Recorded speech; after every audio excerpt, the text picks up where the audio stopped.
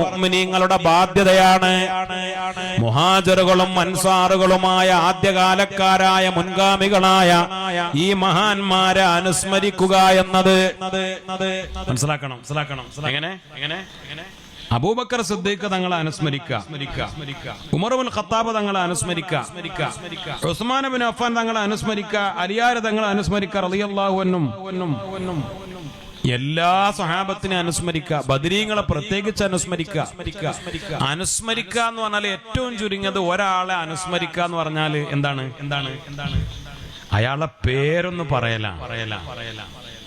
ഇപ്പോ ഈ നഗരിയുടെ പേരെന്താ? നിങ്ങൾ പറയ്. പി തങ്ങൾ നഗർ അല്ലേ? എന്തിനാണ് നഗറിന് പേര് കൊടുത്തത്? തങ്ങളെ അനുസ്മരിക്കാൻ.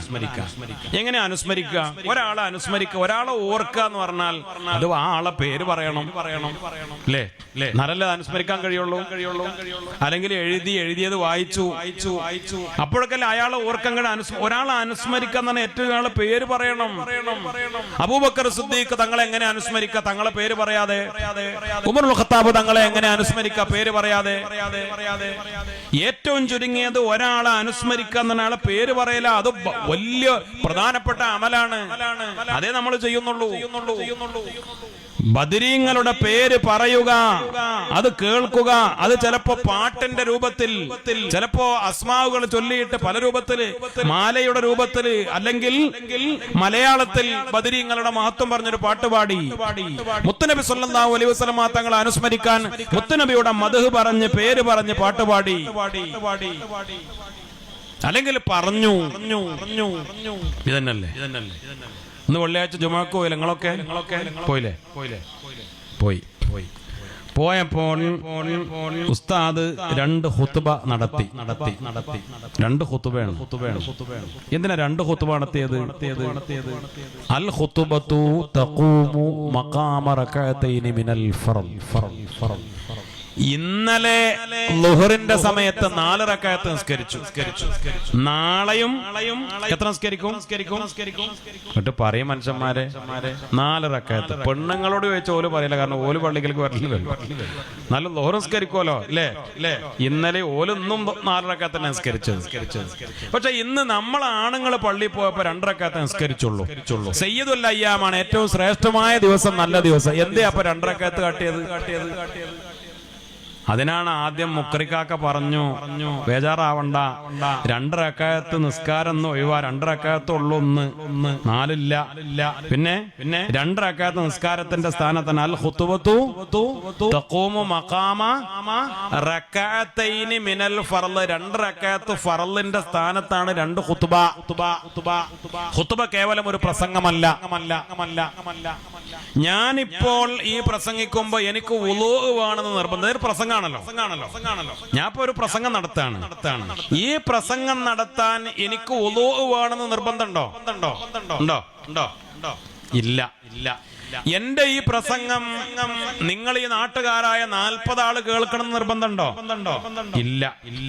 എന്റെ ഈ പ്രസംഗം തുടങ്ങുന്ന സമയത്ത് അൽഹംദുലില്ലാഹ് എന്ന് പറയണമെന്ന് നിർബന്ധമുണ്ടോ?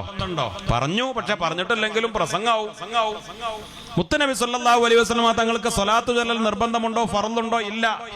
ഞാൻ ഹംദ് പറഞ്ഞില്ല, സ്വലാത്ത് ചൊല്ലിയില്ല, ഖുർആനിൽ ഒരു ആയത്ത് ഓതിയില്ല, മുഅ്മിനീങ്ങൾക്ക് വേണ്ടി ദുആ ചെയ്തില്ല, തഖ്വ കൊണ്ട് വസിയത്ത് ചെയ്തില്ല. 1 മണിക്കൂറോ 1.5 മണിക്കൂറോ പ്രസംഗിച്ചാൽ ഒരു പ്രസംഗമാകും. അതൊക്കെ കേട്ട് നിങ്ങൾക്ക് കുറെ കാര്യങ്ങളൊക്കെ മനസ്സിലാവും, ശ്രദ്ധിച്ച ആളുകൾക്ക്. കാരണം ഒരു വിഷയം അവതരിപ്പിക്കണം, ഒരു കാര്യം പറയാൻ. ഖുത്ബ അങ്ങനെയല്ല. നിസ്കാരത്തിൽ നമ്മൾ അറബിയിൽ മാത്രമാണ് അല്ലാഹു അക്ബർ എന്ന് കൈകെട്ടിയത് മുതൽ പറയുന്നത്, സലാം വീട്ടുന്നത് വരെ. മലയാളത്തിൽ ഒരു അക്ഷരം ഒരു മനുഷ്യൻ പറഞ്ഞില്ല. പറഞ്ഞാൽ നിസ്കാരം ബാത്തിലായി. അതേപോലെ അറബിയിൽ മാത്രം നിർവഹിക്കുന്ന 2 റക്അത്ത് നിസ്കാരം പോലെ ഒരു ഇബാദത്താണ് ഖുത്ബ. ആകെ എത്ര മിനിറ്റാണ് ഈ 2 ഖുത്ബയും കൂടി ഉണ്ടാവുക?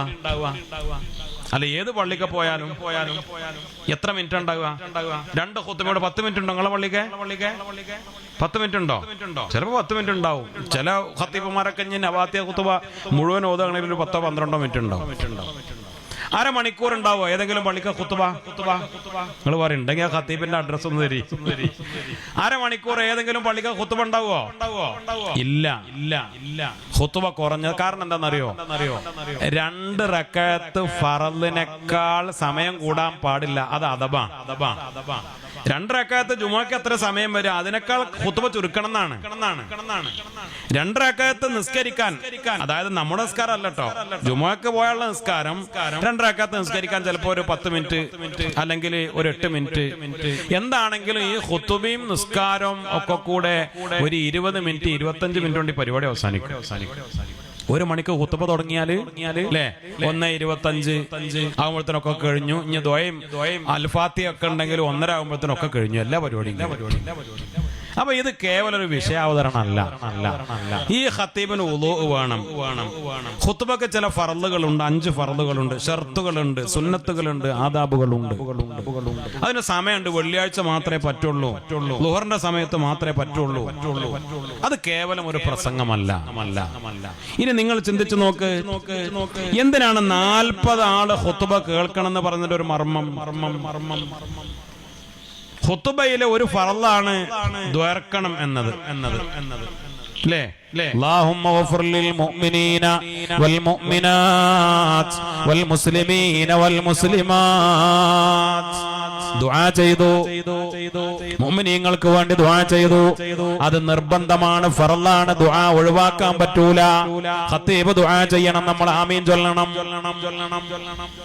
40 ആളുകൾ ദുആ ചെയ്താൽ, 40 ആളുകൾ ഒരു ദുആക്ക് ആമീൻ പറഞ്ഞാൽ അത് ദുആക്ക് ഉത്തരമുള്ള ഒരു മജ്ലിസാണ്. എന്തിനാണ് 40 ആള് വേണമെന്ന് പറഞ്ഞത്? അത് വിഷയാവതരണം കേൾക്കാനല്ല. ഇപ്പോ നിങ്ങളൊക്കെ കൂടെ എഴുന്നേറ്റ് പോയി, ഇപ്പൊ ഞാൻ പ്രസംഗിക്കാണല്ലോ, മനസ്സിലാവുണ്ടോ? നിങ്ങളൊക്കെ എഴുന്നേറ്റ് പോലും ഞാൻ പ്രസംഗിക്കും. മനസ്സിലാവുണ്ടോ? ഞാൻ നിങ്ങളൊക്കെ എഴുന്നേറ്റ് പോലും ഞാൻ പ്രസംഗിച്ചുകൊണ്ടിരിക്കും. ഇനി 2 ആളാണ് ഇവിടെ ഇരിക്കണത്, എന്നാലും ഞാൻ പ്രസംഗിക്കും. കാരണം എന്താ? ആ 2 ആള് മനസ്സിലാക്കുക, അല്ലെങ്കിൽ ഇതിന്റെ ഉള്ളിൽ കൂടെ കാണുന്ന ആൾക്കാർ, കേൾക്കുന്ന ആൾക്കാർ മനസ്സിലാക്കുമല്ലോ. അല്ലേ? ഒരാള് മനസ്സിലാക്കിയാലും എനിക്ക് പ്രസംഗിക്കാലോ.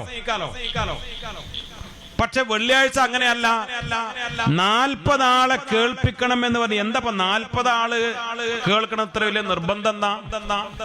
40 ആള് എന്ന് പറഞ്ഞാൽ 40ന്റെ പ്രത്യേകത ദുആക്ക് ഉത്തരം കിട്ടുന്ന ഒരു സദസ്സാണത്.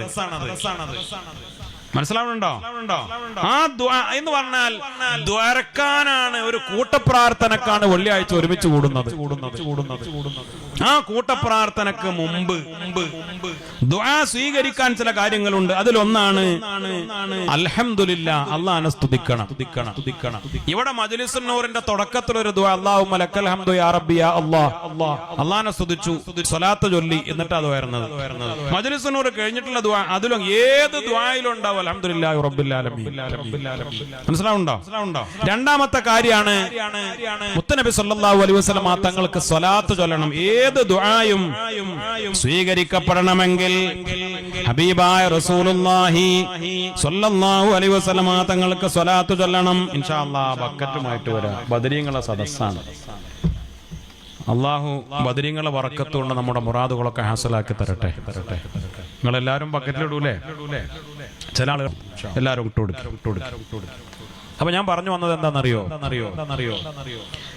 ദുആക്ക് മുമ്പ് ഇങ്ങനെ ചില ആദാബുകളുണ്ട്. ഏത് ദുആയും സ്വീകരിക്കപ്പെടണമെങ്കിൽ എന്ത് വേണം? അല്ലേ? ഹംദ് വേണം, സ്വലാത്ത് വേണം. നമ്മൾ വെള്ളിയാഴ്ച 2ാം ഖുത്ബയില് ഹംദ്, സ്വലാത്ത്, പിന്നെ പ്രത്യേകണ്ട് ആയത്തു സ്വലാത്ത് ഓതും. ഇന്നല്ലാഹ വമലായികതഹു യുസല്ലൂന അലൻ നബി യാ അയ്യുഹല്ലദീന ആമനൂ സ്വല്ലൂ അലൈഹി വസല്ലിമൂ തസ്ലീമാ. ഈ ആയത്തു സ്വലാത്ത് ഓതി മുത്തുനബിക്ക് സ്വലാത്ത് ചൊല്ലി ഹബീബായ റസൂലുള്ളാഹിന്റെ മഹത്വം പറഞ്ഞു, മുത്തുനബിയുടെ മോചിതത്തുകൾ പറഞ്ഞു. പിന്നെ നമ്മൾ പറയുന്ന ദുആക്ക് മുമ്പ് പറയുന്ന ചില കാര്യങ്ങളുണ്ട്.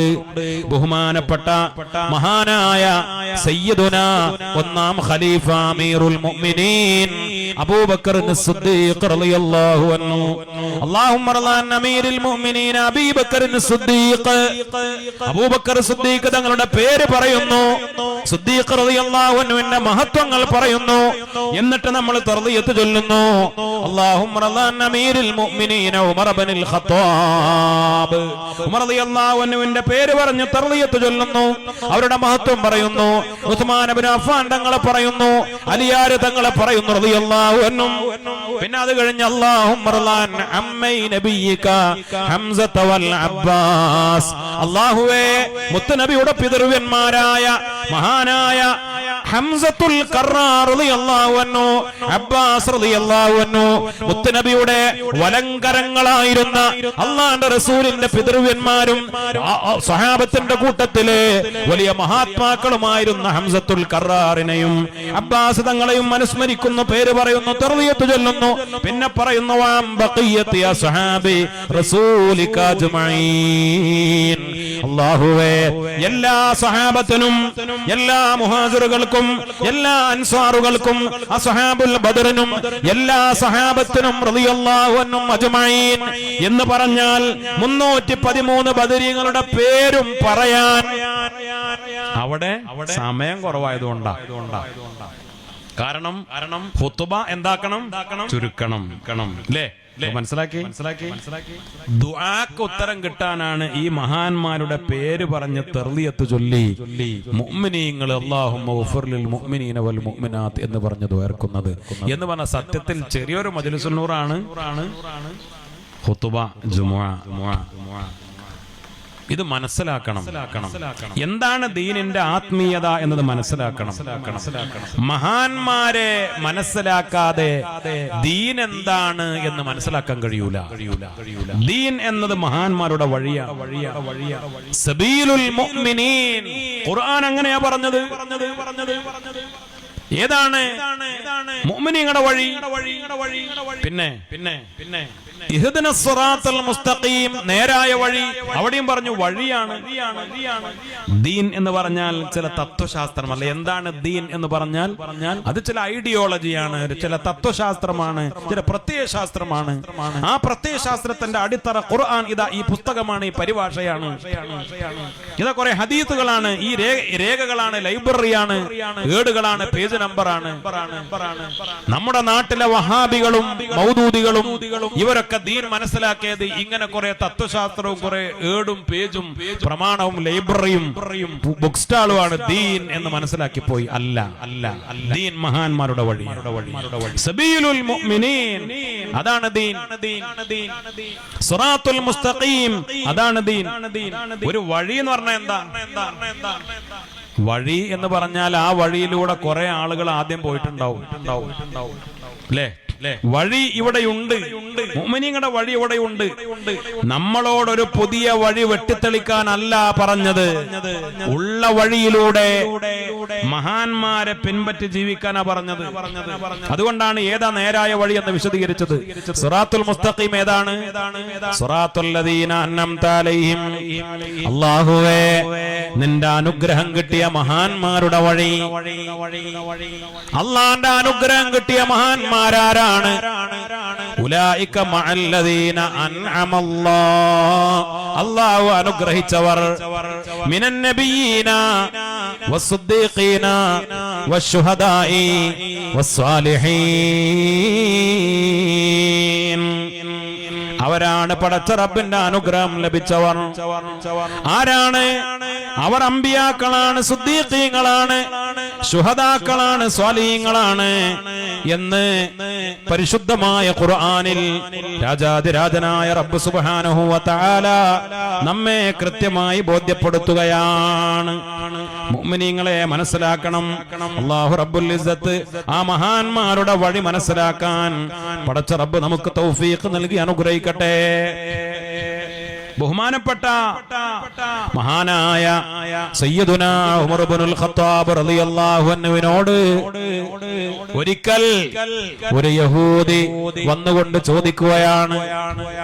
ഒരു യഹൂദി വന്നുകൊണ്ട് പറയാ, യാ അമീറൽ മുഅ്മിനീൻ, അമീറുൽ മുഅ്മിനീൻ, ആയത്തുൻ ഫീ കിതാബികും തഖറഊനഹാ, നിങ്ങൾ നിങ്ങളുടെ ഖുർആനിൽ ഓതുന്ന ഒരായത്ത് പറയുന്നതാരാ? ഒരു ജൂതൻ, ഒരു യഹൂദി പറയാണ്, തൗറാത്ത് ഇറക്കപ്പെട്ട യഹൂദ മതത്തിലെ എന്ന് പറഞ്ഞാൽ തൗറാത്ത് ഇറക്കപ്പെട്ടത് യഹൂദ മതത്തിലല്ല, മൂസാ നബി അലൈഹിസ്സലാമിനാണ്. പിന്നെ യഹൂദ മതം ആ തൗറാത്തിനെ മാറ്റിത്തിരുത്തലുകൾക്ക് വിധേയമായി തൗറാത്തിന്റെ ആളുകൾ, തോറയുടെ ആളുകൾ എന്ന് പറയുന്ന യഹൂദികൾ അവര് പറയാണ്, ലൗ അലൈനാ നസലത് മഅശറൽ യഹൂദ്, ഞങ്ങൾ യഹൂദികളിലാണ് ആ ആയത്ത് ഇറങ്ങിയിരുന്നെങ്കിൽ ലത്തഖദ്നാ ദാലികൽ യൗമ ഈദാ, ആ ദിവസം ഞങ്ങൾ പെരുന്നാളാക്കുമായിരുന്നു. നിങ്ങളെ ഖുർആനിലൊരു ആയത്തുണ്ട്, പറയുന്നത് ആരാ? ഒരു മുസ്ലിം അല്ല, ഒരു യഹൂദിയാ പറയുന്നത്. ആരോട്? ഉമർ ഇബ്നുൽ ഖത്താബ് തങ്ങളോട്. ഉമറേ, അമീറുൽ മുഅ്മിനീൻ, നിങ്ങളുടെ ഖുർആനിൽ, നിങ്ങളുടെ വേദഗ്രന്ഥത്തിലുള്ള ഒരു ആയത്ത് അത് ഞങ്ങൾക്കാണ് ഇറക്കപ്പെട്ടതെങ്കിൽ ഞങ്ങൾ ആ ദിവസം പെരുന്നാളാക്കുമായിരുന്നു. അത്ര കനപ്പെട്ട പ്രധാനപ്പെട്ട ആയത്താണ് ഉമറേ നിങ്ങളുടെ കിതാബിലുള്ളത് എന്ന് ഒരു യഹൂദി. അപ്പോൾ ഉമർ ഇബ്നുൽ ഖത്താബ് തങ്ങൾ ചോദിച്ചു, അയ്യോ ആയത്തിന് ഏത് ആയത്താണത്? അപ്പോൾ പറഞ്ഞു, അൽ യൗമ അക്മൽതു ലക്കും ദീനക്കും വഅത്മംതു അലൈക്കും നിഅമതി വറദീതു ലക്കുമുൽ ഇസ്ലാമ ദീനാ. സൂറത്ത് മാഇദയിലെ ആയത്താണത്.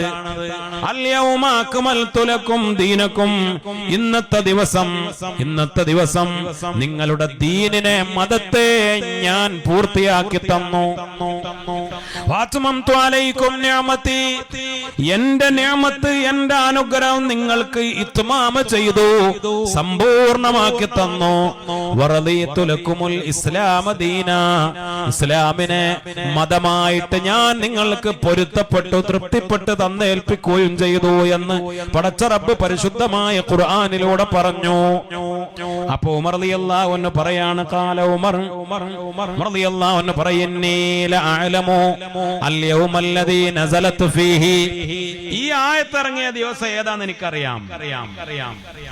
ഈ ആയത്തല്ലേ നിങ്ങൾ പറഞ്ഞത് നിങ്ങളുടെ തൗറാത്തിലായിരുന്നെങ്കിൽ ഞങ്ങൾ ആ ദിവസം പെരുന്നാളാക്കുമായിരുന്നു. കാരണം ഇത് അമ്മാതിരി ആയത്താണ്, അത്ര വല്ലാത്ത കനപ്പെട്ട ആയത്താണ്. ഉമർ റളിയല്ലാഹു അൻഹു പറഞ്ഞു, ആ ആയത്തിറങ്ങിയ ദിവസം എനിക്കറിയാം. വൽ മക്കാനല്ലദീ നസലത് ഫീ, ഏത് സ്ഥലത്ത് വെച്ചാണ് മുത്തുനബിക്ക് ഈ ആയത്ത് ജിബ്രീൽ ഇറക്കി കൊടുത്തത് അതും എനിക്കറിയാം. എന്നിട്ട് പറഞ്ഞു, നസലത്ത് അലാ റസൂലില്ലാഹി സ്വല്ലല്ലാഹു അലൈഹി വസല്ലം ബിഅറഫാത്ത്, ഈ ആയത്തിറങ്ങിയത് അറഫയിൽ വെച്ചാണ്. ഫീ യൗമി ജുമുഅ, അന്ന് വെള്ളിയാഴ്ചയായിരുന്നു. വകിലാഹുമാ ബിഹംദില്ലാഹി ലനാ ഈദ്, ഞങ്ങൾക്ക് വെള്ളിയാഴ്ചയും പെരുന്നാളാണ്, ഞങ്ങൾക്ക് അറഫ ദിവസവും പെരുന്നാൾ പോലെ മഹത്വമുള്ള ദിവസമാണ്. അൽ ജുമുഅത്തു ഹജ്ജുൽ ഫുഖറാഇ വൽ മസാകീൻ ഈദുൽ മുഅ്മിനീൻ ആണ്. വെള്ളിയാഴ്ച മുഅ്മിനീങ്ങളുടെ പെരുന്നാൾ ദിവസം. ഈ ആയത്ത് ഇറങ്ങിയ ദിവസം അറഫയുടെ ദിവസമാണ്. മുത്തനബി സല്ലല്ലാഹു അലൈഹി വസല്ലമ തങ്ങൾ ഹജ്ജിന്റെ വേളയിൽ അറഫയിൽ, അന്ന് വെള്ളിയാഴ്ചയാണ്, വെള്ളിയാഴ്ചയും അറഫ ദിവസവും ഒരുമിച്ച് വന്ന ദിവസം. ഈ രണ്ട് ദിവസവും ഞങ്ങൾക്ക് പെരുന്നാളാ. ഉമർ തന്നെ പറഞ്ഞത് മാത്രമല്ല, പിന്നെ അതിനുശേഷം 4 ദിവസം ഞങ്ങൾക്ക് പെരുന്നാളാ. അത് മാത്രമല്ല, നീ പറഞ്ഞല്ലോ ഒരു ദിവസം പെരുന്നാള്, അത് മാത്രമല്ല അതിനുശേഷം ഞങ്ങൾക്ക് ദുൽഹിജ്ജ 10 ബലി പെരുന്നാളാണ്. പിന്നെ 3 ദിവസം അയ്യാമുത്ത് തശ്രീഖിന്റെ ദിവസങ്ങളാണ് ഞങ്ങൾക്ക്. അത് അന്നും അതിനുശേഷമുള്ള 4 ദിവസങ്ങളും പെരുന്നാളാണെന്ന് സയ്യിദുനാ ഉമർ ഇബ്നുൽ ഖത്താബ് റളിയല്ലാഹു അൻഹു. ഞാനിത് പറയാൻ കാരണം 2 കാരണം കൊണ്ടാണ്. ഒന്ന്, നമ്മളിത് പറയേണ്ട ഒരു സമയമാണ്. ദുൽഹിജ്ജ മാസല്ലേ, അറഫ വരാൻ പോകുന്നു അല്ലേ? എന്താണ് ആ ദിവസം ഈ ഇറങ്ങിയ ആയത്തിൽ പറയുന്ന കാര്യം? അൽ യൗമ അക്മൽതു ലക്കും ദീനക്കും വഅത്മംതു അലൈക്കും നിഅമതി, ഞാൻ എന്റെ നിഅമത്ത് നിങ്ങൾക്ക് പൂർണ്ണമാക്കി തന്നു. എന്താ റബ്ബിന്റെ നിഅമത്ത്? മനസ്സിലാക്കി. എന്താ നമ്മളൊക്കെ മനസ്സിലാക്കണേ? പടച്ച റബ്ബ് വലിയ നിയമത്ത് ചെയ്തിട്ടോ എന്ന് പറയും നമ്മൾ. എന്താ നിയമത്ത്? ഗൾഫിലേക്ക് ഒരു വിസ കിട്ടി. അവിടെ ചെന്ന് നോക്കുമ്പോ മാസം 2 ലക്ഷം രൂപ ശമ്പളം ഉണ്ട്. അങ്ങനെ വലിയ മുതലാളിയായി. അപ്പൊ നമ്മൾ ഓരോ റബ്ബ് വലിയ നിയമത്ത് ചെയ്തിട്ടോ നിനക്കൊക്കെ. ഓനൊക്കെ വലിയ നിയമത്തിലാ. എന്താ നമ്മള് പറയണ നിയമത്ത്? പൈസ ഉണ്ടായി അല്ലേ?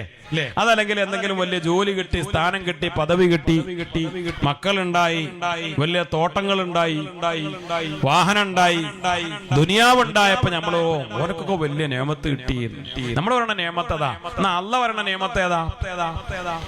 ഞാൻ നിങ്ങൾക്ക് നിയമത്ത് പൂർത്തിയാക്കി തന്നു. ആ നിയമത്ത് ഏതാ? ആ നിയമത്താണ് സിറാത്തുൽ ലദീന അൻഅംത അലൈഹിം. അത് ആർക്കാ റബ്ബ് കൊടുത്തത്? അമ്പിയാക്കൾക്ക്, ഔലിയാക്കൾക്ക്, ശുഹദാക്കൾക്ക്, സിദ്ദീഖീങ്ങൾക്ക്, സ്വാലിഹീങ്ങൾക്ക്, മഹാന്മാർക്ക് അല്ലാഹു നിയമത്ത് പൂർത്തിയാക്കി കൊടുത്തു. അത് മുത്തുനബിയിലൂടെ ആ നിയമത്ത് സമ്പൂർണ്ണമാക്കി. അത് സ്വഹാബത്തിന് ഏൽപ്പിച്ചു കൊടുത്തു. ആ നിയമത്ത് ഏതാണ്? അത് ദീനുൽ ഇസ്ലാമിലുള്ള ഹിദായത്താണ്. അതിനേക്കാൾ വലിയ നിയമത്തില്ല. വേറെ എന്ത് നഷ്ടപ്പെട്ടാലും മനസ്സിലാവുന്നുണ്ടോ? നിയമത്തിനെ നമ്മൾ മനസ്സിലാക്കേണ്ടത് ബഹുമാനപ്പെട്ട സയ്യിദുനാ ഈസാ നബി അലൈഹിസ്സലാം ഒരാളുടെ അടുത്തൂടെ നടന്നു പോകുമ്പോ അയാൾ ഇങ്ങനെ പറയണ്ട അൽഹംദുലില്ലാ അൽഹംദുലില്ലാ അൽഹംദുലില്ലാ അൽഹംദുലില്ലാ അൽഹംദുലില്ലാ അൽഹംദുലില്ലാ. നോക്കുമ്പോ അയാൾക്ക് കണ്ണ് കാണൂല. അയാളുടെ കാലും നടക്കാൻ അയാൾക്ക് കഴിയൂല. കാലൊക്കെ കുഷ്ഠം വന്ന് കാലൊക്കെ വിരലുകൾ അറ്റുപോയി, പിന്നെ കാലൊക്കെ അറ്റുപോയി, മുട്ടിൽ നിന്നൊക്കെ മുറിക്കപ്പെട്ട് കൈയില്ല, കൈ കൊണ്ടൊന്ന് പിടിക്കാനൊന്നുമില്ല, കൈയൊക്കെ മുറിഞ്ഞുപോയി. ശരീരത്തിലാകെ പഴുത്തൊലിച്ച് വ്രണങ്ങള്. എങ്ങനെ നോക്കിയാലും കഷ്ടപ്പെട്ട പട്ടിണി, കഷ്ടപ്പാട് ആരും തിരിഞ്ഞു നോക്കാനില്ല. എങ്ങനെ നോക്കിയാലും തകർന്ന് തരിപ്പണമായ ഒരു മനുഷ്യൻ. പക്ഷെ ആ മനുഷ്യൻ പറയാം അൽഹംദുലില്ലാ അൽഹംദുലില്ലാ അൽഹംദുലില്ലാ, ഒരു പരാതിയില്ല. അൽഹംദുലില്ലാ അൽഹംദുലില്ലാ. ഈസാ നബി അലൈഹിസ്സലാം ചോദിച്ചു, സഹോദരാ, നീ പരീക്ഷിക്കപ്പെട്ടവനാണ്. നിന്നെ പോലെ മുബ്തല, പരീക്ഷിക്കപ്പെട്ട ഒരാളെ ഞാൻ കണ്ടിട്ടില്ല. എന്നിട്ടും നീ സന്തോഷത്തോടെ പറയുന്നു അൽഹംദുലില്ലാ. നീ പരീക്ഷിക്കപ്പെട്ടവനാണ്. നിന്നെ പോലെ മുബ്തല, പരീക്ഷിക്കപ്പെട്ട ഒരാളെ ഞാൻ കണ്ടിട്ടില്ല. എന്നിട്ടും നീ സന്തോഷത്തോടെ പറയുന്നു അൽഹംദുലില്ലാ അൽഹംദുലില്ലാ. ഈസാ നബി അലൈഹിസ്സലാം ചോദിച്ചപ്പോ ഈ മനുഷ്യൻ പറഞ്ഞു, ഈസാ നബിയെ, പടച്ച റബ്ബിന് ദിക്ർ ചൊല്ലാനുള്ള ഈ നാവ് അതിന് പഴുപ്പ് ബാധിച്ചിട്ടില്ല, അതിന് മുറിവ് ബാധിച്ചിട്ടില്ല. എന്റെ പടച്ച റബ്ബിനെ ദിക്ർ ചൊല്ലാൻ, ലാ ഇലാഹ ഇല്ലല്ലാഹ് ചൊല്ലാൻ, പടച്ച റബ്ബിന് അൽഹംദുലില്ലാ പറയാൻ എന്റെ നാവിനൊരു കേടുമില്ല. ഈസാ നബിയെ, അത് ഓർത്തുകൊണ്ടാണ് എനിക്ക് എന്തൊക്കെ രോഗം വന്നാലും, വേദന വന്നാലും, പട്ടിണി വന്നാലും, കഷ്ടപ്പാട് വന്നാലും, എന്തൊക്കെ നഷ്ടങ്ങളും പരീക്ഷണങ്ങളും ഉണ്ടായാലും എന്റെ നാവിന് പടച്ച റബ്ബിന്റെ ദിക്ർ ചൊല്ലാനുള്ള ശേഷി അല്ലാഹു നിലനിർത്തിയിട്ടുണ്ടല്ലോ. അത് ഓർത്തുകൊണ്ട് പടച്ച റബ്ബിന് ഞാൻ ശുക്ർ ചെയ്യുകയാണ്. അൽഹംദുലില്ലാ. ഇങ്ങനെ ആർക്കാണ് ചിന്തിക്കാൻ കഴിയുക? മുഅ്മിനെ, പടച്ച റബ്ബ് നമുക്ക് നൽകുന്ന ഏറ്റവും വലിയ നിഅമത്ത്, നമുക്ക് എന്തൊക്കെ നഷ്ടമുണ്ടായാലും, എത്ര കഷ്ടപ്പാട് വന്നാലും, എന്ത് പരീക്ഷണങ്ങൾ വന്നാലും, നമ്മളൊക്കെ മുഅ്മിനീങ്ങളാണല്ലോ. നമുക്ക് ദീനിൽ പടച്ച റബ്ബ് ഹിദായത്തിന്റെ വഴി തന്നല്ലോ, അല്ലാഹുവിന്റെ വഴിയിൽ നമ്മെ ജീവിപ്പിക്കുന്നല്ലോ. ഇത് ഓർക്കുമ്പോൾ അതിനേക്കാൾ വലിയ നിഅമത്തില്ല. അൽഹംദുലില്ലാഹില്ലദീ ഹദാനാ ലിഹാദാ വമാ കുന്നാ ലിനഹ്തദിയ ലൗലാ അൻ ഹദാനല്ലാഹ്. അല്ലാഹു റബ്ബുൽ ഇസ്സത്ത് ഹിദായത്ത് നൽകുക എന്നതിനേക്കാൾ വലിയൊരു നിഅമത്തില്ല.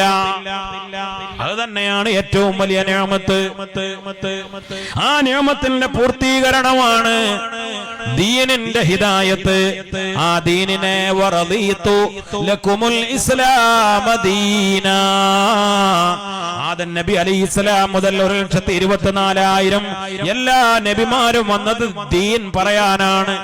എല്ലാവരും വന്നത് തൗഹീദ് പറയാനാണ്. എല്ലാവരും വന്നത് ആഖിറത്തിലേക്ക് ജനങ്ങളെ ക്ഷണിക്കാനാണ്. അതിന്റെ പൂർത്തീകരണം മുത്തുനബിയിലൂടെ, അതിന്റെ സമ്പൂർണത എല്ലാം തികഞ്ഞു. ഇനി ഒരു നബി വരേണ്ടതില്ല.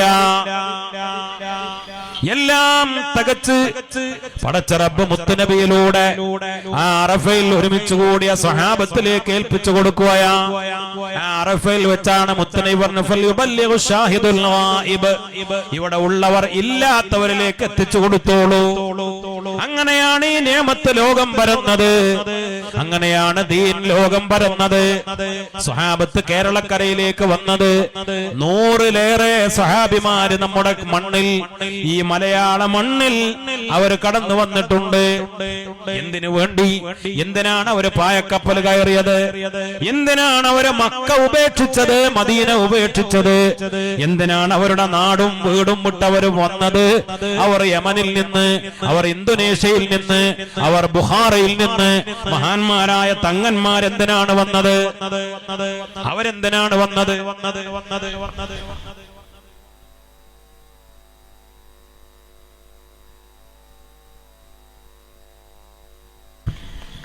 അപ്പോൾ അൽഹംദുലില്ലാഹ് ഈ വിശുദ്ധമായ വഴി, ആ വഴിയാണ് നമ്മുടെ ആത്മീയതയുടെ വഴി. അതാണ് നമ്മുടെ ആത്മീയതയുടെ ആനന്ദത്തിന്റെ വഴി. അല്ലേ? അതാണ് ബഹുമാനപ്പെട്ട സമസ്ത കേരള ജമിയത്തുൽ ഉലമയുടെ വഴി. അതാണ് കേരളക്കരയിലെ സാദാത്തുക്കളും ഉലമാക്കളും നമുക്ക് പഠിപ്പിച്ചു തന്ന വഴി. ആ വഴിയാണ് നമ്മുടെ വഴി. അല്ലാഹു റബ്ബുൽ ഇസ്സത്ത് നമുക്ക് തൗഫീഖ് നൽകി അനുഗ്രഹിക്കട്ടെ.